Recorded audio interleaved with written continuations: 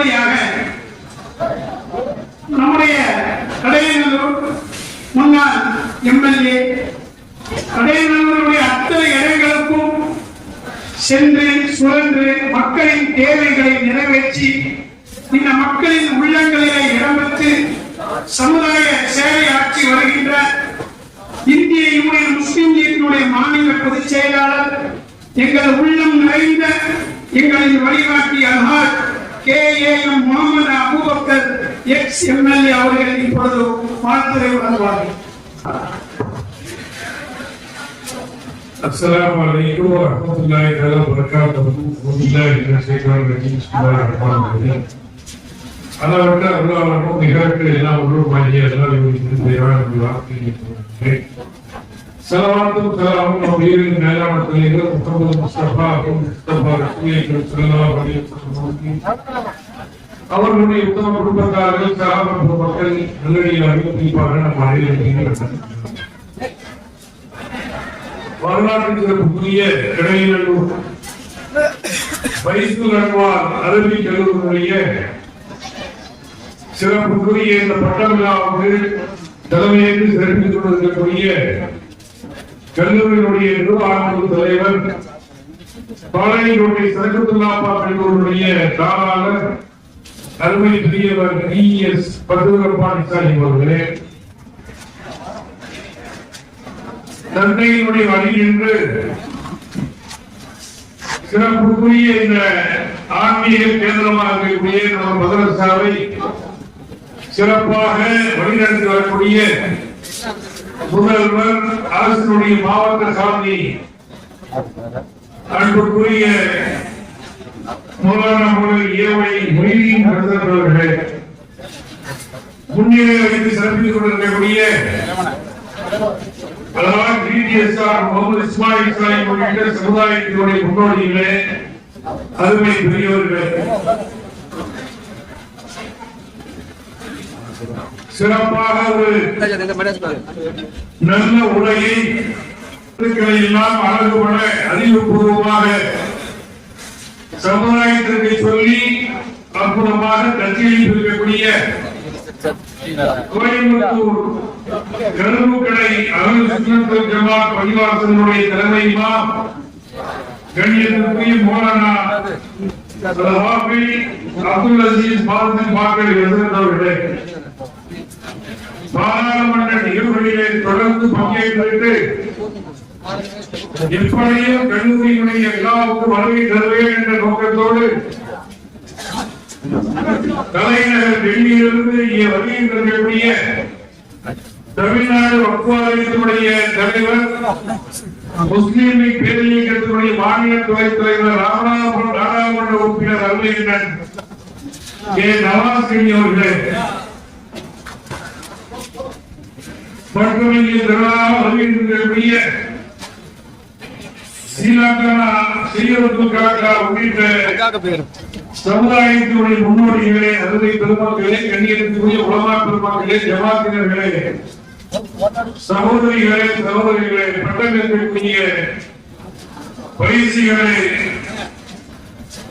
என்னோடு வருகின்றக்கூடிய முஸ்லிம் லீக் பேரியக்கத்தினுடைய மாநில செயலாளர் அருமையண்ணன் நெல்லை பஷீர் அவர்களே, மாவட்ட தலைவர் அப்துல் அசீஸ் அவர்களே, செயலாளர் தம்பி செய்து பட்டாணி அவர்களே, நகர தலைவர் நல்லாசிரியர் செய்து மசூர் உள்ளிட்ட நிர்வாகிகளே, அருமை சகோதரர்களே,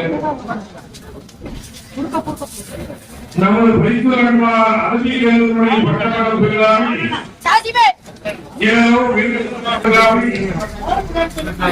ஏதோ விருந்தினராக வரக்கூடியவராக 5 காலம் இந்த தொகுதியினுடைய சட்டமன்ற உறுப்பினராக இருக்கும்போது அரசு சார்ந்த நிகழ்ச்சியாக இருந்தாலும் சமுதாயத்தினுடைய எந்த நிகழ்ச்சியாக இருந்தாலும் இந்த மதரசாவினுடைய விழாவிலேதான் நான் நடத்தி வருவதை நான் வழக்கமாக கொண்டிருந்தேன். நிகழ்ச்சிகளை இல்லாவிட்டாலும் கூட இங்கே வந்து தொழுவதற்கு நம்முடைய மொழியின் செலுத்துவதோடு அதாவது என்னுடைய வழக்கமாக கொண்டதன் காரணமாகத்தான் இந்த நிகழ்ச்சிகளிலும் நான் உங்களோடு பங்கேற்கக்கூடிய ஒரு நல்ல வாய்ப்பை பெற்றிருக்கின்றேன்.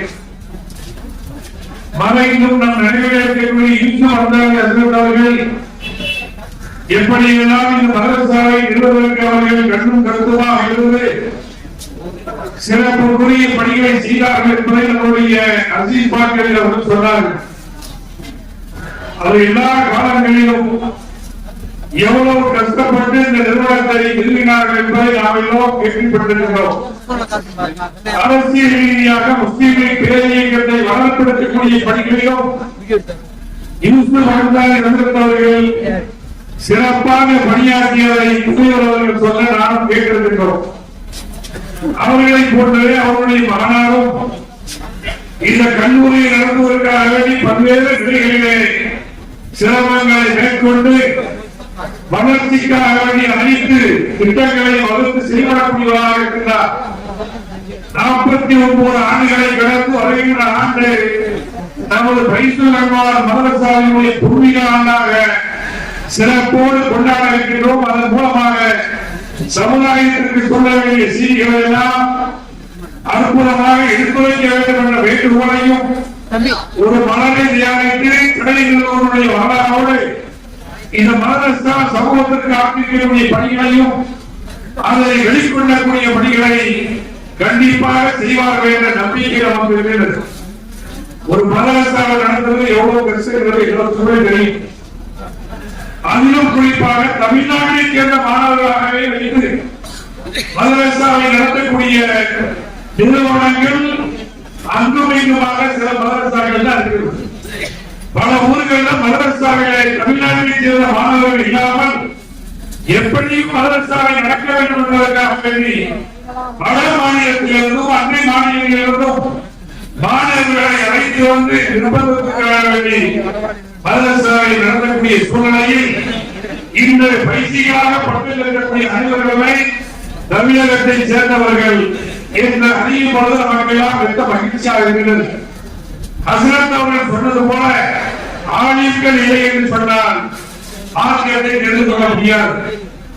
ஆலிம்கள் என்று சொல்லக்கூடியவர்கள் ஏதோ அங்கும் இங்குமாக படித்துவிட்டு மார்க்க வழக்குகள் சொல்லக்கூடியவர்கள் அல்ல.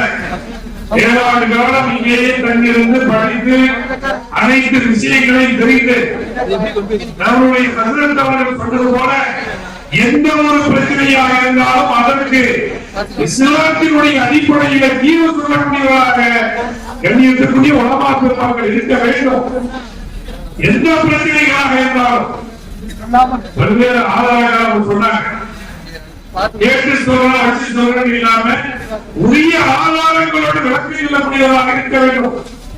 ஏன் நான் இதை சொல்றேன்னு சொன்னா, இப்போ உங்களுக்கு எல்லாம் நன்றாகவே தெரியும். மதுரை திருப்பத்தூர் பிரச்சனை ஒரு 2 தினங்களுக்கு முன்பாக ஒரு வெப் சேனல் நடக்குது. 10,000 மக்கள் பார்க்கிறார்கள். அந்த சேனல்ல நானும் மேலும் 2 சகோதரர்கள் இந்த பக்கம், அந்த பக்கம் பார்த்தா RSS இந்து முன்னணியை சேர்ந்த சில சகோதரர்கள் எடுத்துக்கொண்டு அவங்க ஹதீஸுக்கு வாங்கி சொல்றாங்க. உங்க மார்க்கத்தில் இப்படிதான் சொல்லுவீங்க. சுப்பிரமணிய சாமி அவர்கள் ஒரு அறிக்கை வெளியிட்டார். முஸ்லிம்கள் எங்க வேண்டாம் தொழுகிறார், பள்ளிவாசல் இருக்க வேண்டிய அவசியம் இல்லை, மார்க்கத்திலே சொல்லப்படவில்லை என்பதை அவர்கள் எல்லாம் வழக்கு சொல்லக்கூடிய அளவுக்கு நான் சென்று கொண்டிருக்கிறேன். புராண ஹதீஸை பற்றி யார் சொல்றா? அர்ஜுன் சமத்தினுடைய கட்சியை சேர்ந்தவர்களும் RSS சேர்ந்தவர்களும் தவறான விளக்கங்களை சொல்லி பொதுமக்களை குழப்பம் செய்யக்கூடிய சூழ்நிலையை நாம் இருந்து கொண்டிருக்கிறோம். இப்பேற்பட்ட காலத்திலே இந்த சத்திய பிரவேதம், இந்த சத்திய மார்க்கம் இறைவனால் அங்கீகரிக்கப்பட்ட இந்த தீனாக இஸ்லாம், இஸ்லாமிய மார்க்கத்தினுடைய உண்மையான விளக்கங்களை எந்த ஒரு பிரச்சனையாக இருந்தாலும் அதற்கு தீர்வாக இஸ்லாம் இருக்கின்றது. திருக்குறானிலே தெளிவாக சொல்லப்பட்டிருக்கிறது. நபிகள் நாயகத்தினுடைய வாழ்க்கை வரலாற்றில் இருந்த சம்பவங்களை எடுத்து சொல்லக்கூடிய தகுதிமிக்க உலமாக்களாக பரிசுகளும் இருக்க வேண்டும் என்பதை நானும் உங்களோடு சேர்ந்து எல்லாம் நல்ல இறைவனிடத்திலே பிரார்த்திக்க கடமைப்படுத்துகின்றேன். அதே போல பல்வேறு சூழ்நிலைகளிலே பல்வேறு ஜமாத்தை சேர்ந்தவர்கள் வந்திருக்கிறார். பெண்களும் நிறைவாக இங்கே வந்திருக்கிறார்கள். இன்னைக்கு வழிபாட்டு ஸ்தலங்களுக்கு பாதுகாப்பு இல்லை. அயோத்தியில ஒரு மசித இடிச்சுட்டு போயிட்டாங்க. இன்னைக்கு பல்வேறு சூழ்நிலைகள்ல ஒரு பாதுகாப்பு இல்லாத சூழ்நிலைகளை உருவாக்கி இருக்கிறார்கள். வக்பு சட்ட திருத்தத்தை கொண்டு வந்து வக்பு சொத்துக்களை எல்லாம் அவமதிக்கக்கூடிய ஒரு சூழ்நிலையில இன்றைய ஆட்சியாளர்கள் இருக்கின்றார்கள் என்று சொன்னால் அதற்கு காரணம் பள்ளிவாசல் இருக்கின்றது, மதரசா இருக்கின்றது, கபுரிஸ்தான் இருக்கின்றது, முஸ்லிம்களின் சொத்து இருக்கின்றது என்று சொன்னால் அந்த ஆவணங்களை சரியாக பாதுகாக்க வேண்டும். ஆவணங்கள் இல்லாமல் வெறுமனை பள்ளிவாசல் சொன்னால் ஆபத்துகள் இருக்கின்றது. வக்பு சொத்துக்களை உருவாக்கக்கூடியவர்களாக நாம் இருக்க வேண்டும். பெருமைக்கு இந்தியாவிலேயே மூணாவது பெரிய சொத்து வக்பு சொத்து சொல்ல பெருமை இல்லை. அந்த வக்பு சொத்துக்களை உருவாக்கி இருக்கின்றோமா என்பதை நாம் அறிய வேண்டும். கடையிலோடு முஸ்லிம்கள் அறிந்திருக்கின்றோம்.